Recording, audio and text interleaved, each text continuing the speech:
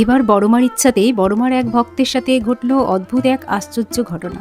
বড়মার ভক্ত তো বড়মার কাছে যায়, পুজো দেয় মাঝে মাঝেই, কিন্তু তার বাড়ির কাছাকাছি একটা কালী মন্দির আছে, সেখানে সে অনেকদিন ধরে ভাবছিল পুজো দেবে, দেওয়া হচ্ছিল না। অনেক দিন ধরে ভাবতে ভাবতে এটা প্রায় 3 বছর হয়ে গেছে, তার পুজো দেওয়া হয়নি।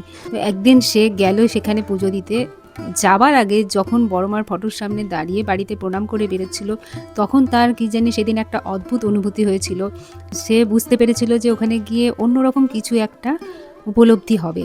ঠিক বড়মার ইচ্ছাতেই তাই হলো। সে যখন গেল ওখানে পুজো দিতে, মন্দিরটা খুব ছোট, সেখানে 8-10 জন দাঁড়িয়ে পুজো দিতে পারবে, বসতে পারবে না সবাই। তো সে সামনে বসেছিল।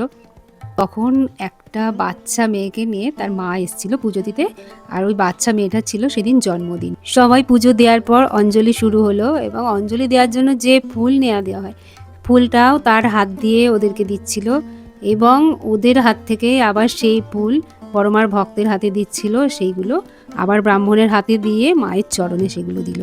বড়মার ইচ্ছাতেই এটা হয়েছে। বড়মা হয়তো চেয়েছিল যে বাচ্চাটার জন্মদিন আরও যাতে শুভ হয় দিনটা, তার জন্য বড়মার ভক্তের হাত দিয়ে এই ফুলটা মায়ের চরণে পৌঁছেছিল। তারপর বড়মার ভক্ত বাচ্চাটার হাতে একটা ফল দিয়ে তাকে জন্মদিনের শুভেচ্ছা জানায়। বড়মাকে বিশ্বাস করলে, ভালোবাসলে সত্যি অনুভব করা যায়, আর সেই বাচ্চা মেয়েটা জীবনে অনেক বড় হয় যাতে, সেই জন্য মায়ের বিশেষ আশীর্বাদ ছিল। তাই বড়মার ভক্তের হাত দিয়েই সেই পুজোটা দেওয়ানো হয়েছিল। বড়মার মহিমার কথা জানতে ও বড়মার মন্দিরের আপডেট পেতে আমার এই সবার বড়মা চ্যানেলটা সাবস্ক্রাইব করে রেখো। বড়মা সকলের মঙ্গল করুন। জয় বড়মা, জয়।